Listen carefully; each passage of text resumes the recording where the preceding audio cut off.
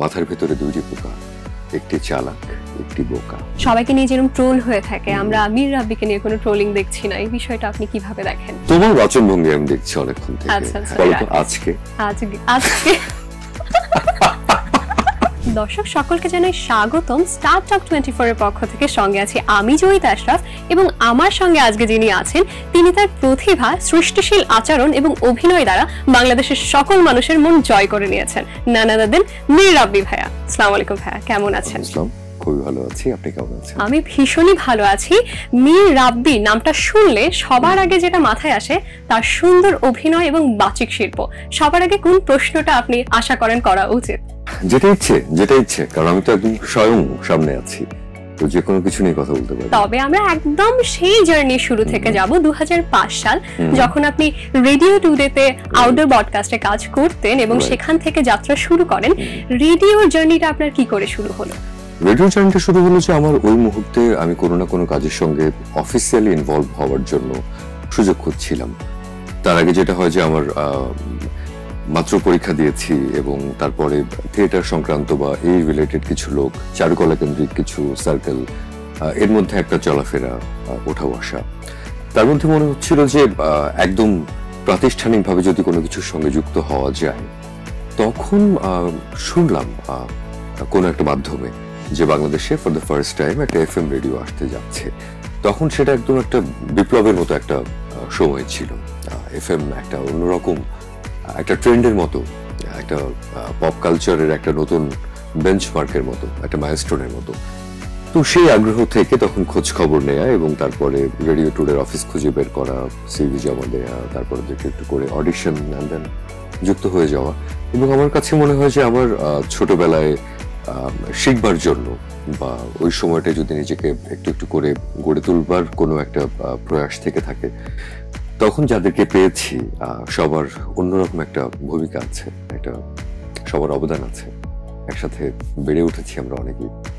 আমরা হয়তো অনেকে জানি না, রেডিও স্বাধীনের সিইও ছিলেন আপনি, এবং এই জার্নিটা চলাকালীন আমরা দেখি আপনার সেই পুরনো মাথার ভেতরে পোকা যে শোটা, যদি আজকের সেটে সেই পুরনো যুগে ফেরত যেতে চাইতেন এবং এটা যদি সেই আপনার আর্জের সেট হতো, তবে 2 মিনিট আপনি কিভাবে আপনাকে প্রেজেন্ট করতেন? সেটা একদম অন্যরকম প্রশ্ন, কিন্তু সবচেয়ে গুরুত্বপূর্ণ যে ব্যাপার, মহিনের ঘোড়াগুলির একটা গান আছে যে শৈশবে আর ফেরা যায় না, পথ নেই, হারিয়ে গেছে সে দেশ। সেটা শুধু শৈশব না, সেটা যে কোনো পেছনে ফেলে আসার সময় বোধহয় এরকম।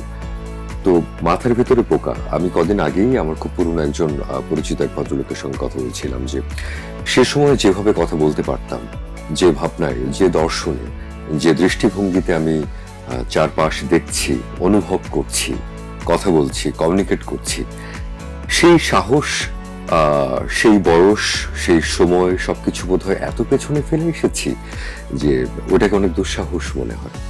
তবে পোকা এখন যদি হতো, আমার শোয়ের বাম্পার বাজতো যে মাথার ভেতরে দুইটি পোকা, একটি চালাক একটি বোকা।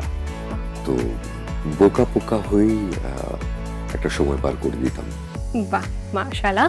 আমরা তিলোত্তমা, স্কুল গেট, ইন্টার্নশিপ, মেসেঞ্জার, নানা ধরনের কাজ দেখে থাকছি, বাট মীর রাব্বি ভাইয়ের নাম উঠলেই সেই বুক পকেটের গল্পেই সকলে চলে যায়। ভ্যালেন্টাইনে রিলিজ পাওয়া যে কাজটা, সেই বুক পকেটের গল্প এত ফেমাস হওয়ার পেছনে কারণটা কি হতে পারে বলে আপনি মনে করেন? কারণটা হচ্ছে সবার আগে জাহিদ প্রীতমের লেখনী, তার নির্মাণ এবং তার সাহস। এবং দ্বিতীয় প্রধান কারণ হচ্ছে সাধারণ দর্শক যারা অসাধারণ। আমরা সাধারণ দর্শক বলতে যাদেরকে বলি তারা প্রত্যেকে এত অসাধারণ যে তারা জাহিদ প্রীতমের এই সুন্দর লেখনী, সুন্দর নির্মাণ, এত সুন্দর একটা ক্রাফট, সেটাকে তারা অ্যাপ্রিসিয়েট করেছে, সেটাকে সাদরে গ্রহণ করেছে, ভালোবাসা দিয়েছে। এবং খুব রাইটফুলি আপনি প্রশ্নটা করেছেন যে বুক পকেটের গল্প না হলে বোধহয় আমি এখন এখানে কথা বলতাম না, হয়তো অ্যাক্টিংটাকে আমি সিরিয়াসলি নিতাম না বা ফুল টাইম করতাম না। সো বুক পকেটের গল্প আমার জীবনে একটা মাইলস্টোন হয়ে থাকবে সারা জীবন। আমরা নাটকে দেখে থাকি আপনি একটা ক্যান্সার পেশেন্টের সঙ্গে প্রেমময় সম্পর্কে জড়িয়ে পড়েন। বাস্তব জীবনে যদি এরকম কখনো হয়, একটা মেয়ের ক্যান্সার হয়েছে এবং আপনি তার প্রেমে পড়েছেন, তাকে কি আপনি জীবন সঙ্গী বানাবেন? আমাদের মানে রোগ বা আমাদের বিপদ বা আমাদের সংকট, সেটা তো কারোর মানে কাউকে বলে করে আসে না, খুব প্ল্যান করে আসে না। সেটা যেমন সম্পূর্ণ একটা ইন্ডিভিজুয়াল একটা জার্নি, একটা অন্য গল্প। ভালোবাসা, সম্পর্ক, প্রেম যাই বলি না কেন, সেটা একদম আলাদা একটা সম্পর্ক। তো আমার ভালোবাসার মানুষের আমি মানে কখনো সেটা চাইবো না, সৃষ্টিকর্তার কাছে প্রার্থনা করবো যে সেরকম যেন না হয়। আমার ভালোবাসার মানুষের যে কোনো কিছুই তখন সেটা আমার, আমি সেটার পার্ট। আর আমি যদি কাউকে ভালোবেসে ফেলি বা ভালোবাসার মতো অনুভূতি কারোর জন্য তৈরি হয়, তখন তার ফ্লস বলি, তার অসুখ বলি, তার সুখ বলি, সবকিছুই তখন সেটাও আমার। ছেলেদের কাছে ভালোবাসা মানে কি? সব ছেলেদের হয়ে প্রশ্নের উত্তর দেওয়াটা খুব মুশকিল। বা ধরুন আমরা মীর রাব্বি ভাইয়াকে বলছি, ভাইয়ার কাছে ভালোবাসা মানে কি? ভালোবাসার অনেক মানে। ভালোবাসা তো ভালোবাসা অনুভূতি, ভালোবাসা কবিতা, ভালোবাসা মানে শূন্যতা, ভালোবাসা মানে বেদনা, ভালোবাসা মানে অসুখের মাঝে সুখের কান্না, ভালোবাসা মানে টান, ভালোবাসা মানে মায়া, ভালোবাসা মানে একজনের কাছে আর একজনের ছুটে যাওয়ার আকাঙ্ক্ষা। বর্তমান জীবনে সকলে প্রেমটাকে ভালোবাসার মতো করে দেখে, কিন্তু দুটোর তো ভিন্ন ভিন্ন অর্থ আছে। আপনাকে যদি এই দুটোর ডেফিনেশন করতে হয়, প্রেম কি এবং ভালোবাসা কি, এবং কোনটা আসলে সত্যিকার অর্থে হয়ে থাকে, আপনি কিভাবে বর্ণনা করবেন? দুটোই হয়ে থাকতে পারে, দু রকম হয়ে থাকতে পারে। খুব যে বেশি পার্থক্য আছে আমার তো তাও মনে হয় না। একই অনুভূতি, সেটাকে মায়া বলা যায়, ভালোবাসা বলা যায়, প্রেম বলা যায়, আকাঙ্ক্ষা বলা যায়, অনেক কিছু বলা যায়। তো আমার ভেতরের অনুভূতি, সেটাকে আমি যে নামেই এক্সপ্লেন করি না কেন, আপনার যদি প্রেম শুনতে ভালো লাগে তাহলে এটা প্রেম, আপনার ভালোবাসা শুনতে ভালো লাগলে এটা ভালোবাসা, আপনার পাশে থাকা শুনতে ভালো লাগলে শুধুই পাশে থাকা। আমরা তো অনেক সময় দেখা যায় খুব ভালোবাসা থাকা সত্ত্বেও বিচ্ছেদ ঘটছে। এই বিচ্ছেদটা যেন না ঘটে বা আমরা একসঙ্গে থাকতে পারি, এটার জন্য যদি কোনো আইডিয়া বা সাজেশন আপনার তরফ থেকে পাওয়া যেত। বিচ্ছেদ লাভ করু হয়তো উত্তর দিতে পারতেন এরকম প্রশ্নের উত্তর। বিচ্ছেদ যদি হবার থাকে তাহলে সেটা জোর করে কাউকে আটকে রাখা যায় না। আর আমার কাছে মনে হয় যে দুটো মানুষের যদি বিচ্ছেদ হয়, তৎক্ষণাৎ দুটো মানুষের ভেতরেই অনেক ইমোশনের দোলাচল থাকে, দুঃখবোধ থাকে, অভিমান থাকে, হয়তো না বলে অনেক কিছু থাকে হয়তো। তো যে কোনো বিচ্ছেদই দুজন মানুষের জন্যই কষ্টকর, কারো হয়তো আগে, কারো পরে, যে যার মতো করে সেই সময়টা পার করে। কেউ হয়তো সিদ্ধান্ত নেয়, কেউ হয়তো আগে থেকে সেটা এক্সিকিউট করবার জন্য পদক্ষেপ নিতে পারে, তখন হয়তো মনে হয় যে ওর কষ্টটা লাগছে না। আরেকজনের মনে হয় যে আমার হৃদয় ভেঙে যাচ্ছে, কারণ ও তো চলে যাচ্ছে, ওর হয়তো অন্য জার্নি আছে, বা ওর খারাপ লাগাগুলো হয়তো সে অন্যভাবে ডিল করেছে। তো বিচ্ছেদ যদি হবার থাকে সেটা হবে। বিচ্ছেদ যাতে না হয়, ভীষণ কষ্ট নিয়ে যাতে মানুষের দূরত্ব তৈরি না হয়, আর কথা বলার সংকটের কারণে যেন বিচ্ছেদে না হয়, সেদিকে লক্ষ্য রাখা যেতে পারে। কারণ আমার কাছে মনে হয় যে কমিউনিকেশন ইজ দ্য কি। মীর রাব্বি ভাইয়ের জীবনে কি কখনো বিচ্ছেদ এসেছে? নিশ্চয়ই। সেই জিনিসটা সে কি করে ট্যাকেল দিয়েছে বা বেরিয়ে আসতে পেরেছে? আমি খুবই খারাপ বিচ্ছেদ ট্যাকেল দেওয়ার ক্ষেত্রে। আমার কাছে মনে হয় যে আমার জীবন থেকে আমার জীবন হারিয়ে গেছে। আমার জীবনে যে কয়েকবার প্রেমের মতো বা বিচ্ছেদের মতো এরকম ঘটনা ঘটেছে, আমার তো মনে হচ্ছে যে আমার জীবনই নেই, আর আমার এক্সিস্টেন্স নেই, আমার অস্তিত্ব নেই।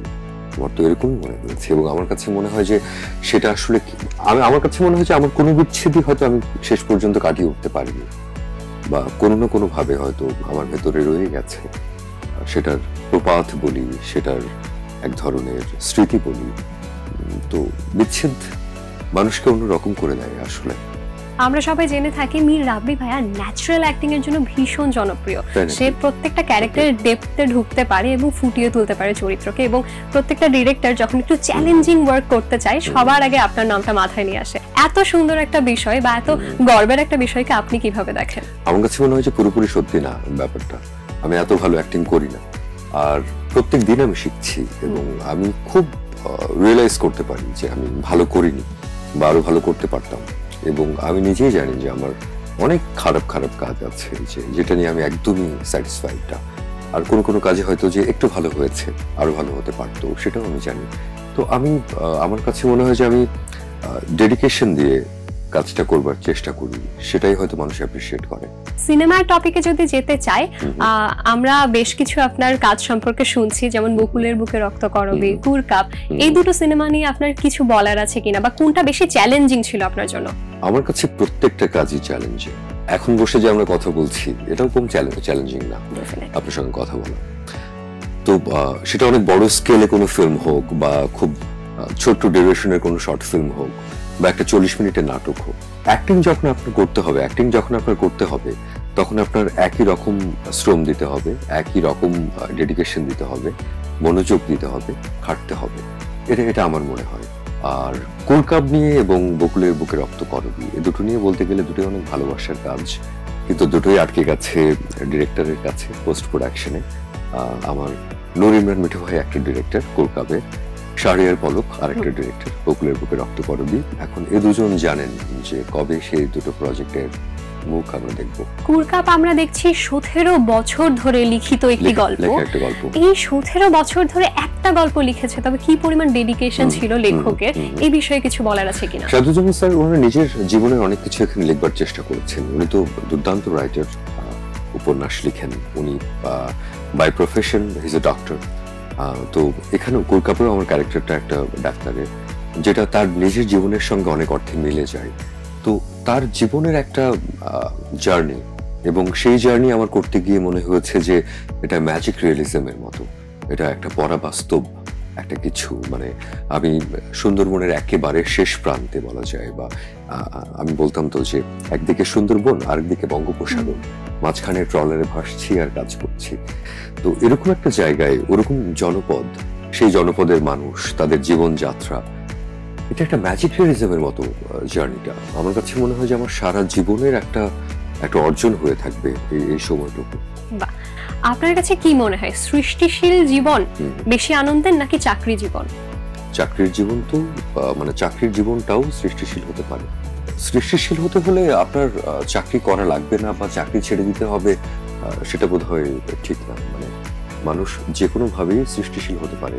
কিন্তু আমরা সচরাচর দেখি চাকরি জীবনে মানুষ একটু বেশি সমস্যার সম্মুখীন হয়ে থাকে, সৃষ্টিশীল জীবনে সে নিজের কর্ণধার নিজে, বা নিজের স্রষ্টা নিজে। আপনার কাছে কোনটা মনে হয়? নিশ্চয়ই স্বাধীনভাবে কাজ করতে পারার তো একটা অন্যরকম আনন্দ আছে, আমিও সেটা অনুভব করি। আমিও একটা সময় চাকরির সঙ্গে বা ফুল টাইম পেছনে থেকে হলেও রেডিও বা অন্যান্য কমিউনিকেশনস এর কাজে ইনভলভ ছিলাম। আমি নিজেও চাকরি জীবনে বা বিভিন্ন সময়ে বিভিন্ন ধরনের কমিউনিকেশনস বা এই টাইপের কাজে ইনভলভ ছিলাম। তো তখন আমার মনে হয়েছে যে আমি সৃষ্টিশীল কাজের মধ্যেই আছি, কিন্তু অভিনয়টা করতে গিয়ে আমার মনে হয়েছে যে এখানে হয়তো আমার পুরো সময়টা দেওয়া উচিত। তখন আমার মনে হয়েছে যে না, মানে স্বাধীনতাটাই বোধহয় শ্রেয়। বাহ, এককালে আমরা দেখেছি আপনার একটা বাইক ছিল RX, এখন তো আপনি বেশ দামি যানবাহনে করে চলাচল করছেন, এই বিষয়ে আপনার? সেটাও ভীষণ দামি আমার কাছে সেই বাইকটা, এবং আমার কাছে মনে হয় যে মানে কিসে চলাফেরা করছি, কত দামি, সেটা খুব একটা ম্যাটার করে না। আর সেটা আসলে আমাদের বিভিন্ন সময়ে আমাদের নানাভাবে এক একটা ফেজ আসে, এক একটা সময়ের চক্র আসে, বা এক একটা ছোট ছোট কি বলা যায় সিনেমার মতো, একটা বারের মতো, একটা সিরিজের মতো সময় আসে হয়তো। তো হ্যাঁ, আমার যে সময়ে আমার সেই RX মোটরসাইকেলটা ছিল, সেটাতে আমি এবং এখন আমাদের এই শোবিজেই হয়তো পেছনে কাজ করেন এরকম অনেকে নাম করা, তারা উঠতেন, আমরা ঘুরে বেড়াতাম, একটা অন্যরকম একটা সময় ছিল। তো সেটা নিয়ে অনেক স্মৃতি আছে। আপনার প্রডিউসার বলেছে এই কথা, রাইট?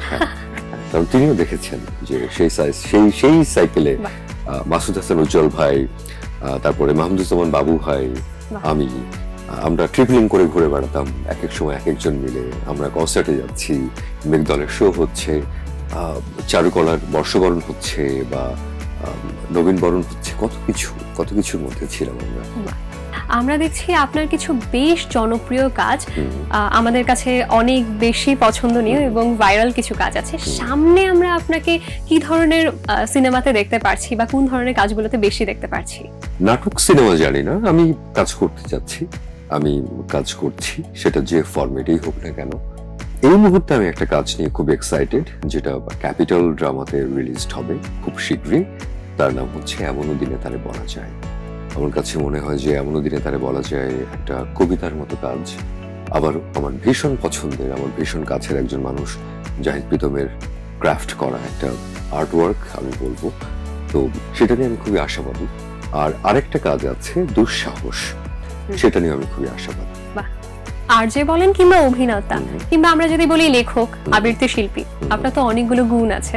আপনি একদা একটা সময় গিয়ে অঙ্কন শিল্পে অনেক বেশি ভালো ছিলেন, আমি যতটুকু দেখেছি বা শুনেছি। ছবি আঁকতে পারতাম একটা সময়। আচ্ছা, এখন যদি আপনাকে বলা হয় কোনো ছবি আঁকতে, সেই ছবিটা যদি এক্সিবিশনে দেয়া হয়, আপনার কি মনে হয় সেল হয়ে যাবে? এক্সিবিশনে তো কলা ঝুলিয়ে রাখলেও সেল হয়। তো আর্ট হচ্ছে মানে একটা পার্সপেক্টিভ, আসলে দৃষ্টিভঙ্গি। আর্ট আসলে দৃষ্টিভঙ্গি ছাড়া কিচ্ছু নয়। মানে আপনি যদি চিন্তা করে দেখেন যে ভ্যান গগের প্রথম ছবি বিক্রি হয়েছে তার মৃত্যুর পর, আবার পিকাসো যখন একটা সিঙ্গেল লাইনে স্ট্রোক দিচ্ছে সেটাও হয়তো অনেক দামে বিক্রি হয়ে যাচ্ছে তখনই।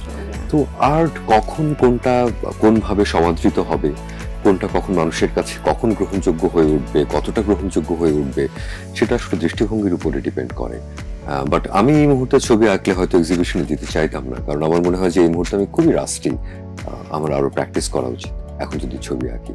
অন্য তারকাদের তুলনায় আমরা আরজে রাব্বির ক্ষেত্রে দেখেছি এদের আপনার মেয়ে ফ্যান বেসটা অনেক বেশি, আপনার কণ্ঠের জন্য, আপনার অভিনয়ের জন্য, আপনার আবৃত্তি শিল্পীর জন্য।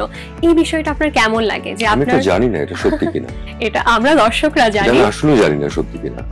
আমি তো এরকম করে আলাদা করে ছেলে মেয়ে খুব একটা ওইভাবে ভাবা হয় না, বা নাম্বারসটা জানি না, বাট মানুষ অ্যাপ্রিশিয়েট করে, সেটা খুব ভালো লাগে। আমরা যতটুকু সোশ্যাল প্ল্যাটফর্মে দেখেছি ছেলেদের তুলনায় আপনার মেয়ে ফ্যান বেসটা ভীষণ বেশি, এবং তারা আপনার অ্যাক্টিং খুব পছন্দ করে, স্পেশালি আপনার বাচিক শিল্প, কণ্ঠশিল্প ভীষণ পছন্দ করে থাকে।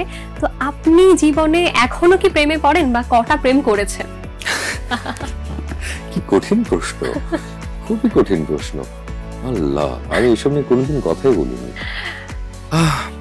প্রেম ছিল জীবনে, প্রেম বা সেরকম থাকে না যে এই সম্পর্কটার জন্য বা এই মানুষটার জন্য আমি যে কোনো কিছু করতে রাজি, সেরকম বোধহয় আমার জীবনে 3-4টা ঘটনা ছিল। তো এই তো। বাহ, কিন্তু আপনার সম্পর্কে উইকিপিডিয়া বা গুগলে সার্চ দিলে আমরা কোনো স্ক্যান্ডাল পাই না। এন্ড আমার মনে হয় স্ক্যান্ডাল বলতে কি বোঝায়, মানে স্ক্যান্ডাল বলতে কোনো নেগেটিভিটি বা রিউমার্স বা এই ধরনের কিছু পাই না যেগুলোতে আপনাকে আমরা একটু অন্যভাবে ব্যাখ্যা করতে পারবো। সবই শুধু পজিটিভ। কিভাবে ব্যাখ্যা করতে পারলে সুবিধা হতো? ধরুন একটু অন্য টপিক, আপনার সম্পর্কে সব পজিটিভই শুনছি, কিন্তু প্রত্যেকটা মানুষেরই একটা ডিফারেন্স অন্য থাকে। আপনাকে নিয়ে এরকম সামথিং নেগেটিভ আমাকে নিয়ে, নেগেটিভ বলতে গেলে একটু চটকপ্রদ কথা বলা চলে আর কি।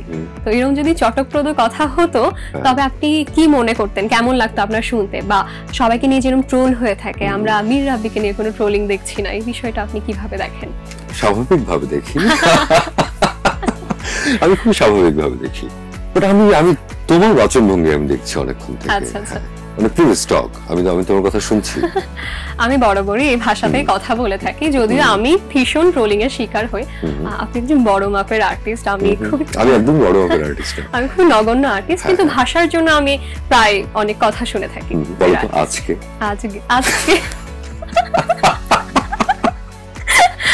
আমি সরি, আমি জাস্ট পুলিং ইওর লেগস। অনেক সুন্দর করে কথা বলো তুমি। আমি যখন ছোটবেলায় হোস্টিং করতাম, আমি সবসময় একটা কথা বলতাম যে অনেকে বলতো যে আমার গলা বোধহয় অত সুন্দর না, আমি কথা বলতে পারবো। আমি বলতাম যে মানুষের গলা ইম্পর্টেন্ট না, একটা মানুষ সে ব্যক্তিগত ভাবে কি এবং সে কিভাবে তার কথা, তার ভাষা প্রয়োগ করছে, আরেকটা মানুষের সঙ্গে কিভাবে কানেক্ট করছে, সেটাই সবচেয়ে ইম্পর্টেন্ট ব্যাপার। তো কারোর অনেক মোটা গলা হলে যে সে খুব সুন্দর আর্টিস্ট হয়ে যাবে, আর কারোর ভাঙা গলা হলে হবে না, একদমই না। আচ্ছা, আমরা পরবর্তী প্রশ্নে চলে যাই। মেয়েরা ভালোবাসার ক্ষেত্রে কি চায় একটা ছেলের থেকে? মেয়েরা আসলে কি চায়? সব মেয়ের হয়ে আমি উত্তর কিভাবে দেব? সব মেয়ে মানে ম্যাক্সিমাম মেয়ে আসলে ভালোবাসা বলতে কি বোঝে? ধরুন আপনার লাইফে যে কটা মেয়ে এসছে, তারা ভালোবাসার ক্ষেত্রে আপনার থেকে কি চেয়েছিল যেটা আপনি দিতে পারেননি? Oh my God, কি দিতে পারিনি, কি দিতে পারিনি বলা খুব মুশকিল, কি দিতে পারিনি। যেটা হয়েছে যে আমার কোনো বিচ্ছেদ এভাবে হয়নি যে তুমি এটা পারছো না পার্টিকুলারলি, সে কারণে আমি আর তোমার সঙ্গে থাকছি না। আমার বিচ্ছেদ বা দূরত্ব তৈরি হওয়া বা এরকম যেটা হয়েছে সেটা খুব এক ধরনের দুজনের প্রতি দুজনের একটা রেসপেক্ট রেখেই হয়েছে, এবং অধিকাংশ ক্ষেত্রেই আমরা চেষ্টা করেছি যে এক ধরনের বন্ধুত্বপূর্ণ সম্পর্ক রাখতে। আমার কাছে মনে হয় যে জীবন যাপনে মানুষ অনেক রকম ভাবে আলাদা হয়ে থাকে। আমি এই এক্সাম্পলটা কদিন আগেই দিচ্ছিলাম যে আমি যদি একজনের সঙ্গে সম্পর্কে থাকি, সে হয়তো এমন হতে পারে যে সে এক্সপেক্ট করবে যে আমি তার জন্মদিনে অনেক লাল বেলুন ফুলিয়ে, টেডি বেয়ার নিয়ে, চকলেট নিয়ে, ফরের রসে নিয়ে আমি হাঁটু গেড়ে তাকে দিয়ে বলবো হ্যাপি বার্থডে মাই কুইন। তাতে কোনো ঝামেলা নেই, কিন্তু সেটা আমি হয়তো করতেও পারি। আবার হয়তো আমি এই মানুষটা সামটাইমস যে আমি প্রথম বর্ষার প্রথম কদম ফুল আমি জোগাড় করে এনে আমি বৃষ্টি স্নাত কোনো দিনে বাইরে থেকে হয়তো ভিজে এসে বেডসাইড টেবিলে ফুলটা রেখে হয়তো আমি ফ্রেশ হতে চলে গেলাম। সেটাও কিন্তু আমার একই রকম ভালোবাসার অনুভূতি, কোনটাই কিন্তু কম নয়। তো আমি কখন কোনটা প্রয়োগ করছি বা কোন ভালোবাসাটা প্রকাশ করছি, আর আমার অন্য পাশের মানুষটা কোন ভালোবাসাটা এক্সপেক্ট করছে, সেটার মাঝখানেই হয়তো পার্থক্যটা তৈরি হয়ে যায় যে যাপিত জীবনে আমরা কতটা কম্পিটেবল একজন আরেকজনের সঙ্গে। আচ্ছা, আপনার কি মনে হয় প্রেমিকা কি বিচ্ছেদের পর কখনো বন্ধু হতে পারে? কেউ বলবে পারে, কেউ বলবে পারে না। আমার ক্ষেত্রে আমি বলবো হ্যাঁ, আমি বন্ধু হয়ে থাকতে পেরেছি বা পারি। বলিউডের আমির খানও বন্ধু হয়ে থাকতে পছন্দ করে, আপনি কি তার ফ্যান নাকি? না, নিশ্চয়ই, হ্যাঁ হ্যাঁ, অফকোর্স আমির খানের ফ্যান তো কে না, নিশ্চয়ই আমি তার ফ্যান। ওকে, আমরা যদি একটু বাইরের টপিকে যাই, অর্চিতা স্পর্শিয়া আপনাকে একটু বেড়াল দিয়েছিল, যেটা মোহাম্মদপুরের আমরা শুনেছি একটা ড্রেন বা তার কর্নার থেকে বাচ্চাটাকে তুলে আনা, এবং আপনি দীর্ঘ 1 যুগ হচ্ছে বাচ্চাটাকে সঙ্গে রেখেছেন। How do you know that?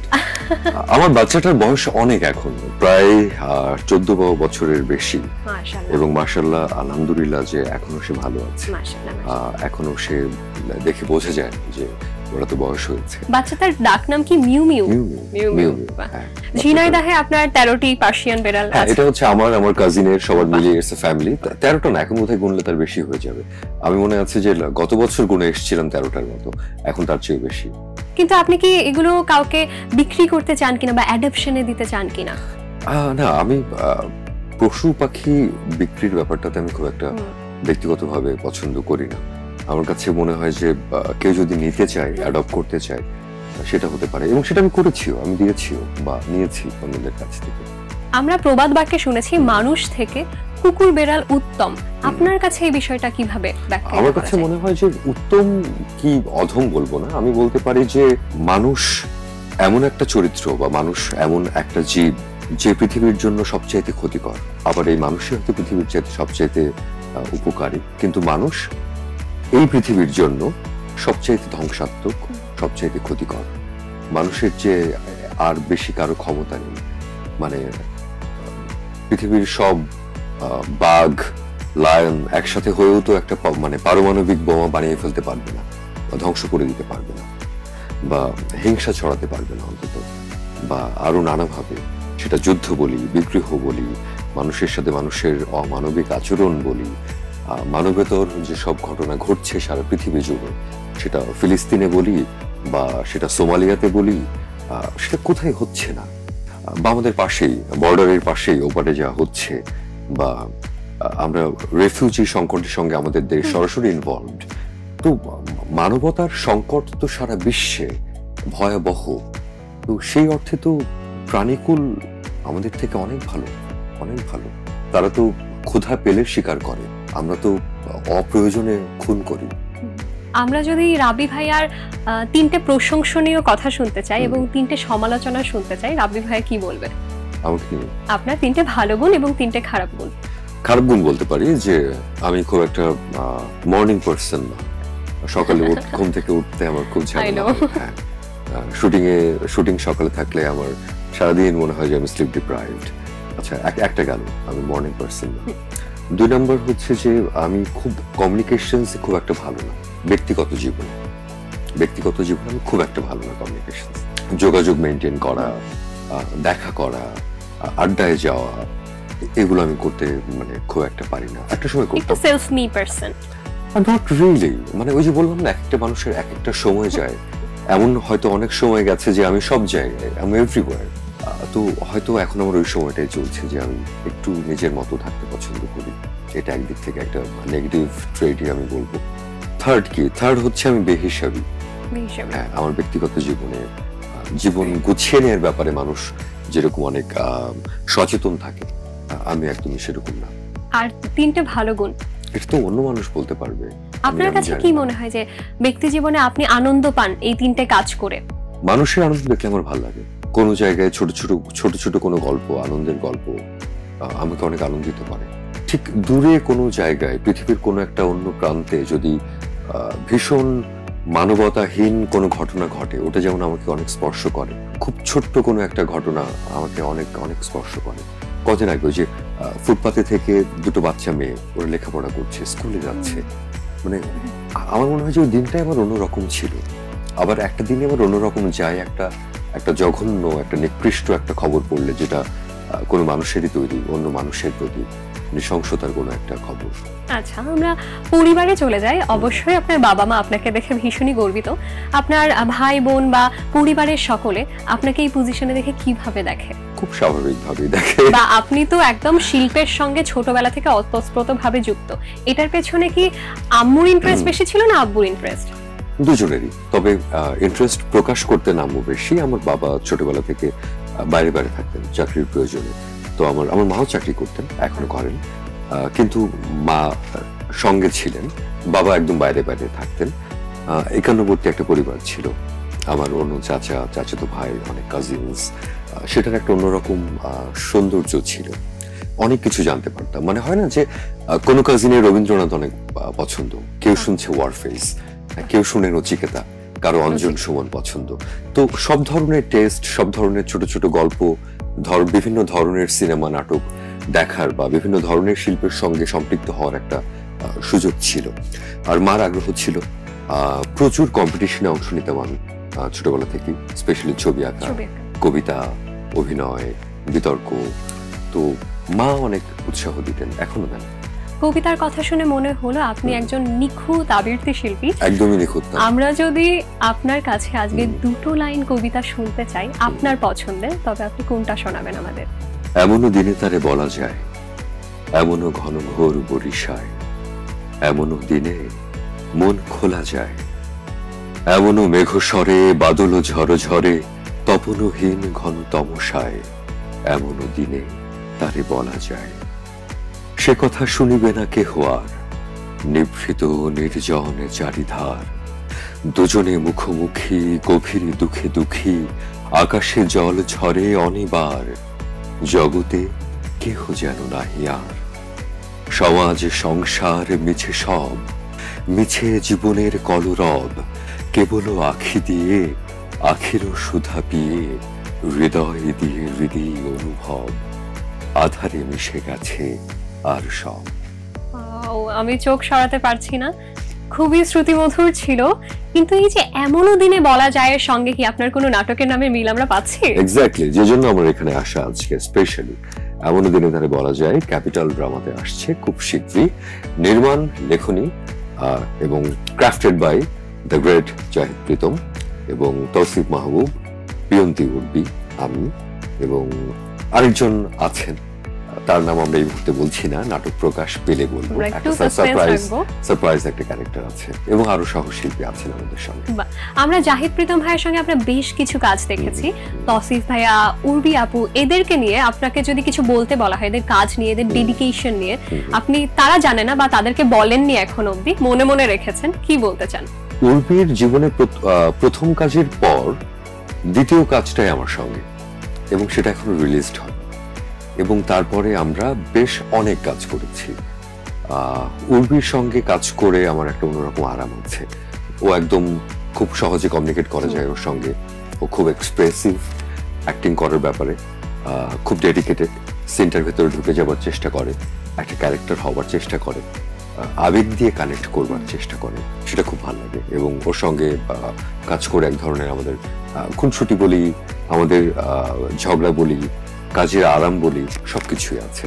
আমাদের মাঝে মাঝেই অনেক ঝগড়া যায়, মাঝে মাঝে আমাদের বুক পকেটের গল্পই যখন আমরা শুটিং করছিলাম, আমরা কথা বলছিলাম না একজন আরেকজনের সঙ্গে।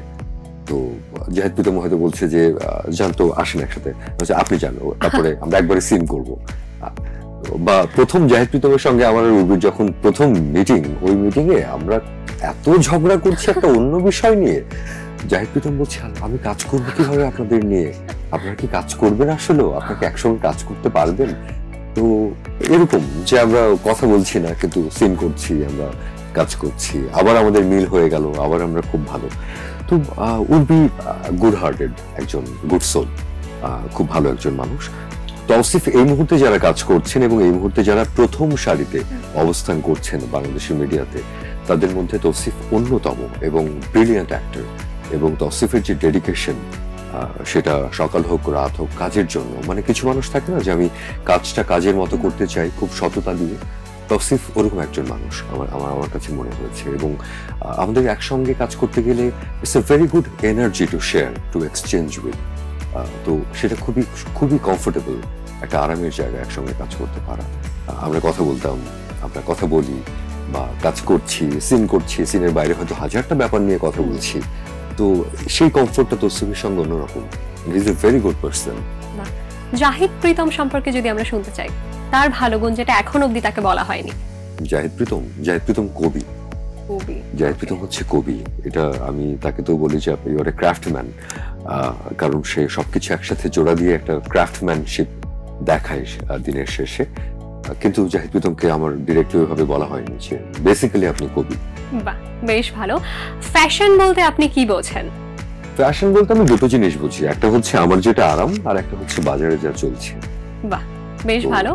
ছেলেদের, আমরা তো মেয়েদের রূপচর্চা সম্পর্কে প্রায় শুনে থাকি, ছেলেদের রূপচর্চার জন্য ছেলেরা কি কি করে? আপনি কি আমার কথা বলছেন? আমার জীবনে একটা বিশাল পরিবর্তন হয়েছে এটা নিয়ে। I have been that person যে কোনোদিন ঠিক করে কোনো একটা মানে ময়েশ্চারাইজার উঠে করে আমি কখনো ইউজ করি না। খুবই মানে গা ছাড়া ভাবে আমি থেকেছি। রেগুলার শুট করতে গিয়ে দেখলাম যে মেকআপ করবার পরে, মেকআপ ওঠাবার পরে একরকম থাকে না, মানে স্কিন অন্যরকম হয়ে যায়, ড্রাই হয়ে যায়, নানা কিছু হয়ে যায়। তো তখন আমার বন্ধু বান্ধব যারা আছে, যারা অনেক রূপচর্চা করে, আমি তাদেরকে বললাম যে আমি কি করবো। তো তারা আমাকে এখন নানান ধরনের এই সিরাম, অমুক তমুক অনেক কিছু দিয়েছে। I'm trying to use those things. ঘরোয়া কোনো নিয়ম আছে কি? না, ঘরোয়া কিছু করা হয় না। আমাকে 2-3টা সিরাম টিরাম কিনে দিয়েছে, সেগুলো আমি শুট শেষ করে মেকআপ তুলে I use those। বাহ, তাও খুব বেশি দিন হয়নি সেটা। বাহ, বেশ ভালো। কিন্তু আমরা যতদূর জানি, আমাদের যাদের বাচন ভঙ্গি বা বাচিক শিল্প এত বেশি সুন্দর, তারা গলার জন্য তো অবশ্যই কিছু না কিছু রেমেডি ফলো করে। কিছু করি না। যেমন কেউ আইসক্রিম খাচ্ছে না, কেউ তেঁতুল খাচ্ছে না, আপনি এরকম কিছু ফলো করেন কিনা? না, আমি উল্টা, আমি একদমই উল্টা। বরং আমাকে মানুষ বলে যে তুমি এত ঠান্ডা পানি খাচ্ছ, তুমি আইসক্রিম খাচ্ছ, অনেক কিছু আছে। মানে আমরা জানবো আল্লাহ প্রদত্ত একটা গলা আপনি পেয়েছেন। একদমই তাই, একদমই তাই। এটা আল্লাহ প্রদত্ত গলা এবং এটার ক্রেডিট একদমই আমার কিচ্ছু নাই, সমস্ত কৃতিত্ব সৃষ্টিকর্তা। বাহ, মাশাআল্লাহ। আমরা জেনে থাকি যুক্তরাষ্ট্রে আপনি যখন 5 বছরের জন্য একেবারে সেটেল হওয়ার কথা ভেবেছিলেন, আপনি একটা ট্যাটু শপ থেকে ট্যাটু আর্ট করা শিখেছিলেন এবং আপনার একটা ট্যাটু বুক অবধি আছে, যদি আমি ভুল না হই। এই ট্যাটুটার সিম্বলিক মিনিংটা কি? আমার যেটা আছে সেটা হচ্ছে পলিনেশিয়ান সায়েন্স, মানে বিভিন্ন সায়েন্স। এটা ছোট ছোট পলিনেশিয়ান ছোট ছোট যে দ্বীপপুঞ্জ আছে, ওদের নিজেদের কিছু ল্যাঙ্গুয়েজ, কিছু সাইন আছে যেগুলো দিয়ে ওরা কমিউনিকেট করে। বিভিন্ন সিম্বলস আছে, যেমন কোনোটা টার্টয়েজ, কোনোটা শার্ক, কোনোটা হয়তো প্রবাল, কোনোটা হয়তো প্ল্যাঙ্কটন, কোনোটা ওদের বিভিন্ন ছোট ছোট যে গর্ডের বিভিন্ন সিম্বলস, সেগুলো মিলিয়ে সংমিশ্রণে এটার মধ্যে কোনোটার মানে হাঙ্গরের দাঁত, কোনোটা শার্ক ফিন। দারুণ। অভিনেতা না হলে আপনি আসলে কি হতেন? আমরা কি ট্যাটু নিয়ে কোনো কাজ করতে দেখতে পারতাম? করতাম হয়তো, জানি না। আমি ছবি আঁকতাম হয়তো, আমি হয়তো ছবি আঁকতাম, আমি হয়তো লিখতাম।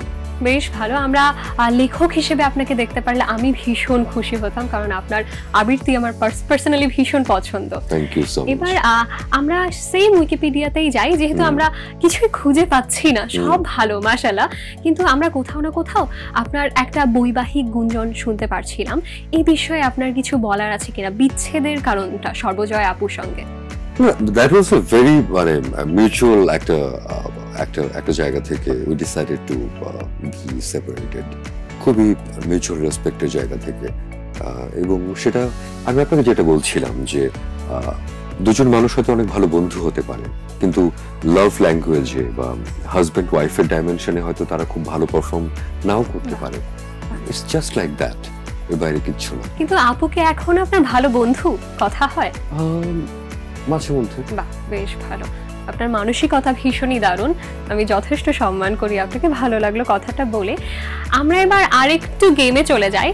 কোন নায়ক নায়িকা বা তারকার নাম আমি জানাবো, সেই নায়ক নায়িকাকে আপনি স্পেসিফিক কোন পদ দিতে চান সেটা আমায় জানাতে হবে।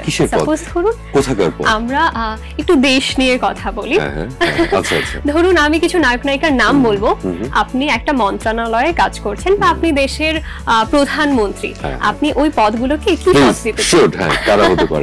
ওকে, সবার আগে আমরা সাকিব খানে যাই। সাকিব খান কোন মন্ত্রণালয়ে দিতে চান, কোন পদ? ওনার জন্য মানে he is our flag bearer of our mainstream film cultural, নিশ্চয়ই এরকম একটা জায়গা ওনার তো লিড করা উচিত যদি উনি করতে চান। বাহ, আমরা দেখছি সাকিব খানকে নিয়ে এককালে অনেক ট্রোলিং করা হতো, কিন্তু এখন তার কাজগুলো খুব ম্যাসমারাইজিং, অনেক সুন্দর কাজ করছে। এই যে তার জার্নিটা এভাবে লেগে থাকা বা উঠে আসা, আপনি এই বিষয়টাকে কিভাবে দেখেন? স্যালুট করি ওনাকে, এবং উনি যা করে দেখিয়েছেন এটা এত সহজে হয় না। এটা যুগে যুগে এরকম স্টার হয় না, কিন্তু মানে আমরা কিন্তু জেমস ভাইয়ের মতো আরেকটা স্টার, রক স্টার কিন্তু আমরা হুট করে চাইলেই পাবো না, কিন্তু হয়ে ওঠে না। তো একজন শাকিব খান আসলে হয়ে উঠতে হয়, একটা এরকম জার্নি লাগে আসলে। আরেকজন কালকে থেকে আসলেই সেই জায়গাটা পাবে না আসলে। এবং উনি যেটা করেছেন, যেভাবে লেগে থেকেছেন, যত ট্রোল সহ্য করেছেন, উনি এখন যা পাচ্ছেন তার থেকে অনেক বেশি ডিজার্ভ করেন। এবং উনি যে পরিমাণ ডেডিকেটেড কাজের প্রতি, আমি যা শুনেছি বা যা জানি, সেলুট করার মতো। বাহ, আমরা আবার পুরনো টপিকে চলে যাই। প্রিয়ন্তী উর্বি। প্রিয়ন্তী উর্বি, ওকে গ্যাঞ্জাম বিষয়ক সম্পাদক করে দেব বা এটা কেন? হ্যাঁ, ও এই শুনছেন এটা কি হয়েছে, আপনি এটা কেন করলেন, মানে হয় না যে ও গ্যাঞ্জাম সংক্রান্ত কোনো ডিপার্টমেন্ট থাকলে সেটাও হ্যান্ডেল করবে। জাহিদ প্রীতম। জাহিদ প্রীতমকে আমি প্রেম এবং ভালোবাসা মন্ত্রণালয় দিতে চাই। তৌসিফ ভাইয়া। তৌসিফ এ ভেরি ডিসেন্ট গাই, ওকে দিতে হবে স্বরাষ্ট্র, তাহলে সব ঠিক করে ফেলবে। অপু বিশ্বাস কালচারাল তো দিয়ে ফেলছি, ওটা শাকিব খান হোল্ড করছেন। অপু বিশ্বাস কি পেতে পারেন? প্রাণী সম্পদ বিষয়ক দিয়ে দেওয়া যেতে পারে। বেশ ভালো। আমরা যদি দেখতে চাইতাম যে আমাদের দেশের প্রধান উপদেষ্টা বা প্রধানমন্ত্রী আপনি, এবং আপনি তবে দেশের জন্য কি কি পরিবর্তন আনতেন যেটা দেশে দরকার?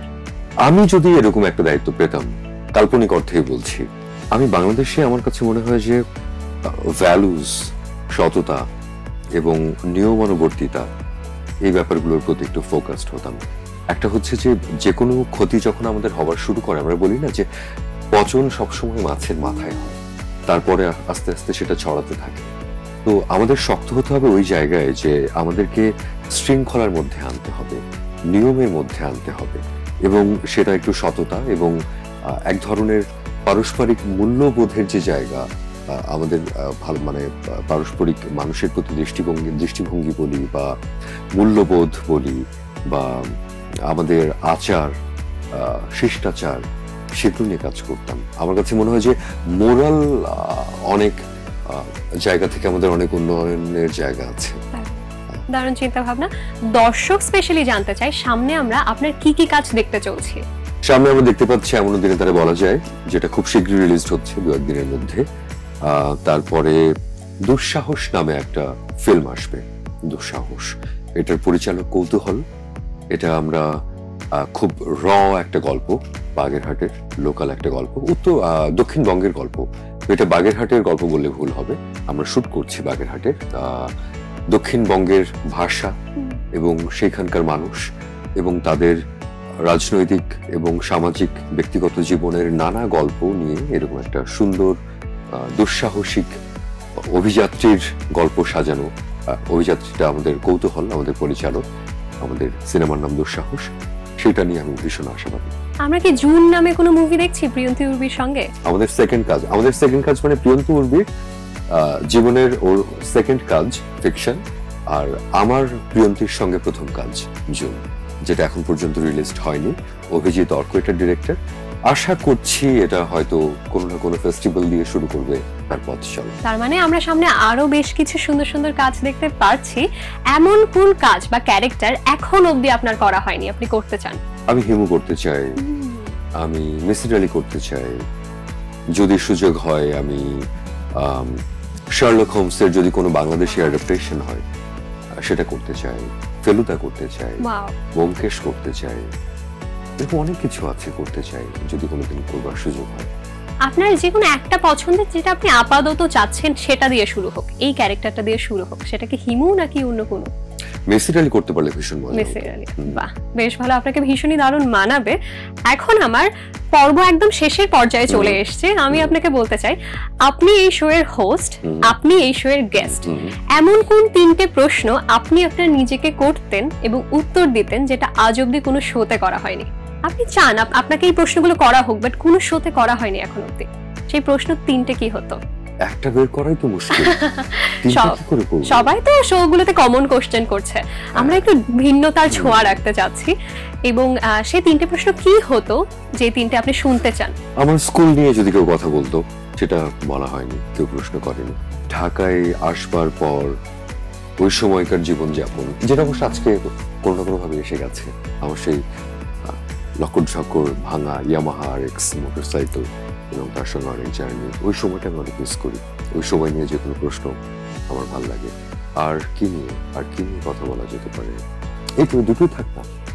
আমরা তবে স্কুল জীবন সম্পর্কে শুনতে চাই, আপনার স্কুল জীবন কেমন ছিল? দুর্দান্ত ছিল, দুর্দান্ত। আমার কাছে মনে হয় যে প্রত্যেকটা জেলার এক একটা সময় গোল্ডেন টাইম যায় না, তো আমি আমার যে ঝিনাইদহ জেলায় আমি বড় হয়েছি, আমার স্কুল ওখানে। তো আমি যে সময়টায় বড় হয়েছি ওই সময়ে আমাদের যারা দেখা বড় ভাই ছিলেন, যারা থিয়েটার করছেন, পলিটিক্স করছেন, ছবি আঁকছেন, কবিতা আবৃত্তি করছেন, ওই সার্কেলটা খুব সমৃদ্ধ ছিল, ভীষণ সমৃদ্ধ ছিল। অনেক গোল্ডেন একটা টাইম পেয়েছি লুক ফরওয়ার্ড করে বড় হবার মতো তাদেরকে। এবং স্কুলে আমি ভীষণ ফাঁকিবাজ ছিলাম। ওই স্কুলের টিচার আমার মা ছিল এক সময়, তো এক ধরনের পরিচিতি ছিল। আমাকে টিচাররা খুব বেশি বকা দিতে পারতেন না, কারণ আমি অনেক ফাঁকিবাজ হলে আমি আবার স্কুলের হয়ে অনেক কম্পিটিশন করতাম এবং কম্পিটিশন জিততাম আমি। তো যেহেতু আমি অনেকগুলো কম্পিটিশন জিতছি, তো আমার ব্যাপারে একটু ছাড় দিতেন আর কি। স্কুল জীবনটা অনেক সুন্দর ছিল, স্কুল পালাতাম, ভীষণ স্কুল পালাতাম। আমাদের কজন বন্ধুর বোধহয় সবার শুধু ছুটির অ্যাপ্লিকেশন ড্রাফট করা থাকতো, যে পালাতে পালাতে পালাতে মাঝে মধ্যে একদিনে কেউ একজন একটা ড্রপ করতো, ড্রপ করার পরে ওইটা দিয়ে আমরা একটা দিয়ে দেখায় পালাচ্ছি, বা কেউ পাঁচিল টপকে পালাচ্ছে। এখন বোধহয় আর সেগুলো কেউ করে না। ঢাকায় আসার পর শুরুর জার্নিটা কতটা স্ট্রাগলিং ছিল? স্ট্রাগলিং ছিল বলা যাবে না, কারণ ওই সময় আমি খুব এনজয় করছিলাম। আমি ছোটবেলাতে থিয়েটার করবার কারণে ঢাকা বেসড কিছু দুর্দান্ত মানুষের সঙ্গে আমার যোগাযোগ ছিল, যারা ঢাকাতে থিয়েটার করছেন, টেলিভিশনের প্রোগ্রাম বানাচ্ছেন, চারুকলায় বসে ব্যান্ড বানাচ্ছেন, নতুন সিনেমা বানানোর পরিকল্পনা করছেন। তো আমি সামহাউ এসেই না, আমি এসএসসি পরীক্ষা দিয়ে আসা শুরু করি, তারপরে এইচএসসির পর তো আমি পরীক্ষা দিয়েই তো আমি ঢুকে যাই রেডিওতে। এই সময়টা আমি এই ধরনের সব ক্রিয়েটিভ দুর্দান্ত সৃষ্টিশীল মানুষগুলোর আশেপাশে ছিলাম। সেটা অনিমেষ দা, সেটা মাসুদ হোসেন উজ্জ্বল ভাই, সেটা আমাদের মেজবাউর রহমান সুমন ভাই, তারপরে আমাদের খায়ের ভাই, যে সিনেমাটোগ্রাফার, এত সিনিয়র। কদিন আগে আমরা কথা বলছিলাম যে কি দুর্দান্ত সময় গেছে, বা একদম গোল্ডেন পিরিয়ড গেছে। আমরা আড্ডা মারতাম, চারুকলার সামনে ছবির হাট ছিল, সেখানে বসে বিভিন্ন আইডিয়া আসতো আমাদের। অনিমেষটা তখন খুব পরিচিত একজন ফিল্ম মেকার হয়ে উঠছেন, মেঘদল তখন ব্যান্ড হয়ে উঠছে, অন্যরকম একটা সময় ছিল। ওই সময়ের যে একটা তাড়না ছিল চারিদিকে এবং সৃষ্টির পেছনে সবার যে উন্মাদনা ছিল, সেটা ভীষণ ম্যাজিক্যাল। জীবনের অভিজ্ঞতা থেকে দর্শককে কোনো পরামর্শ দেওয়ার আছে কিনা, যারা স্ট্রাগল করছে এবং একটা সময় সাকসেসের দিকে যাবে, তাদের জন্য কিছু বলার আছে কিনা? সৎ থাকা উচিত নিজের কাজের প্রতি, পাশের মানুষটা এবং সমাজের প্রতি একটু সহানুভূতিশীল হওয়া উচিত আমাদের। আমরা অনেক বিক্ষিপ্ত হয়ে গেছি, আমাদের ধৈর্য শক্তি কমে গেছে, আমাদের মানবিক আচরণগুলো খুব রূঢ় হওয়া শুরু করেছে। আমাদের বাস্তবতা যেরকম রূঢ় হচ্ছে, আমাদের বহিঃপ্রকাশ সেরকমই হচ্ছে। আমরা যদি আরেকটু মানবিক হতে পারি, আরেকটু সহানুভূতিশীল হতে পারি, আরেকটু মানুষের পাশে মানুষ হয়ে দাঁড়াতে পারি, মননের জায়গা থেকে যদি আরেকটু শুদ্ধতার কথা চিন্তা করতে পারি, তাহলে মনে হয় যে জীবন, সমাজ, চারপাশ অনেক সহজ হয়ে যায়। ওকে ভাইয়া, আমাদের একদম শেষ প্রশ্ন, যেটা প্রোডিউসার ডিমান্ড, মাথার ভেতরে পোকা তোমার যেই শোটা ছিল সেখানটা থেকে সেই ভোকালটা যদি 2 মিনিট তুমি দর্শককে শোনাতে। আচ্ছা, পোকা শোটা যখন হতো তখন আমি রাত 11টা বাজা অবধি আমি জানতাম না যে আমি কি নিয়ে কথা বলবো, কেন কথা বলবো, কার সঙ্গে কথা বলবো। ঠিক 11টা বাজতো, আমি স্টুডিওতে যেতাম, স্টুডিও লাইট অফ করে দিতাম, কি ধরনের গান বা মিউজিক শুনতে চাই সেটা হয়তো একটা দুটো সাজিয়ে ফেলতাম। তারপরে আমি সারা দিনে বা ওই মুহূর্তে আমি যা কালেক্ট করেছি, যে ধরনের অনুভূতি, ঠিক সেই অনুভূতি দিয়েই শুরু করতাম কথা বলাটা। আর রাত এমন একটা সময়, আমার স্টুডিওর জানলা দিয়ে দেখা যেত রাত, আকাশ এবং ওই যে শব্দ এবং সারাদিনের কালেক্ট করা বিভিন্ন অনুভূতি, সেটা রাগ হতে পারে, সেটা অভিমান হতে পারে, সেটা দুঃখ হতে পারে, সেটা নিয়ে না এক ধরনের একটা কাল্টের মতো। আমি জানতাম যে খুব অল্প কিছু মানুষ হয়তো শুনছেন, কিন্তু যারা শুনছেন তারা আছেন এবং তারা হয়তো কিছু না বলেও আছেন, তাদের সঙ্গে কমিউনিকেট করা শুরু করে দিতাম। সেটা অনেক অনেক অন্যরকম ছিল, অনেক অন্যরকম। আমি আপনার সঙ্গে কথা বলতে বলতে বোধহয় আমি একটু রকম করে চলে যাচ্ছি, আমি মানে অযাচিত, মানে চিন্তা না করেই হয়তো। তো আমি শুরুটা করতাম সবসময় এরকম যে আজকে রাতটা কেমন, আজকে রাতে আকাশে চাঁদের আলো নাকি শূন্যতা, পূর্ণতায় মন অনেক ভরা নাকি অপূর্ণতার সাগরে প্রতিনিয়ত নিমজ্জিত কোনো অদেখা শব্দ নিয়ে তাড়িত হওয়া আত্মা আমি। কথা বললে কথায় কথা বাড়ে, গানে গান বাড়ে, শব্দে শব্দে বাড়ে, ভালোবাসায় ভালোবাসা বাড়ে না কেন, বাড়লেও থেমে যায় কেন, থেমে না গেলেও কথাগুলো বদলে যায় কেন। এরকম কোনো প্রশ্ন ছেড়ে দিতাম হয়তো ভাবনার জায়গা থেকে, যেটা ট্রিগার করতো সেটা ছেড়ে দিতাম হয়তো। কোত্থেকে কেমন কেমন করে জানি মানুষ কোনো না কোনো উত্তর দিয়েই দিত। এটা একটা জার্নি ছিল আমার। যেদিন এমন অনেক হয়েছে যে আজকে আমাদের SMS প্যানেল বন্ধ টেকনিক্যাল কোনো কারণে, আমি বলছি আমি শো করবো না, এবং করি নাই, শুরু করি নাই, কারণ আমার কাছে মনে হয়েছে যে একা একতরফা কথা বলার কিছু নাই। আমি লিটারেলি কথা বলতাম অসংখ্য মানুষের সঙ্গে এবং সেই মানুষগুলোকে আমি মানে অনুভব করতে পারতাম ওই সময়। আমার মনে হতো এখন ওখানে হয়তো পৌঁছাতেই পারবো না মনস্তাত্ত্বিক ভাবে। প্রশ্নটা করবার জন্য অনেক থ্যাঙ্কস। আসলেও মানে I wish I could go back ওই সময়টার জন্য। Thank you. নস্টালজিয়া, নতুন কাজটা নিয়ে দর্শকেরা অনেক আগ্রহ নিয়ে শুনতে চাচ্ছে। নতুন কাজটা কবে আসছে, কিভাবে আমরা দেখতে পারবো, কোথায় দেখতে পারবো, এবং শোটা করে কেমন লাগলো? শো করে ভীষণ ভালো লাগলো, শোটা করে ভীষণ ভালো লাগলো, কথা বলে খুব ভালো লাগলো। অনেকদিন পরে অনেক অন্যরকম প্রশ্নের সম্মুখীন হলাম, সেগুলো অনেক ভালো লাগলো। এবং যে কাজ নিয়ে আসা, যে কাজের জন্য আসা, অন ক্যামেরায় বলি, যে কাজ নিয়ে আসা, যে কাজের জন্য আজকে আসা, সেটা হচ্ছে এমনও দিনে তারে বলা যায়। এমনও দিনে কি বলা যায়, মানে রবীন্দ্রনাথ যেভাবে এমনও দিনে তারে বলা যায় বলেছেন, সেই একই কবিতার লাইন আমাদের জীবনে নানান সময়ে নানান রকম অনুভূতি নিয়ে হাজির হয়। আমরা আসলে কোন দিনে কি বলা যায় এর কথা বলছি, সেটা রবীন্দ্রনাথের সেই বর্ষার সাথে কতটা মিল, কতটা অমিল, কতটা প্রাপ্তির, কতটা অপ্রাপ্তির, সে সবকিছু দেখবো এমনও দিনে তারে বলা যায় ক্যাপিটাল ড্রামাতে খুব শীঘ্রই। বাহ, বেশ ভালো। অনেক ধন্যবাদ স্টার টক 24 এর সঙ্গী হওয়ার জন্য। আজকে দর্শক সকলকে অনেক ধন্যবাদ আমাদের সঙ্গে থাকার জন্য। পরবর্তী কোনো তারকাকে নিয়ে আসা হবে নতুন গল্প শুনতে। ততক্ষণ আসসালামু আলাইকুম।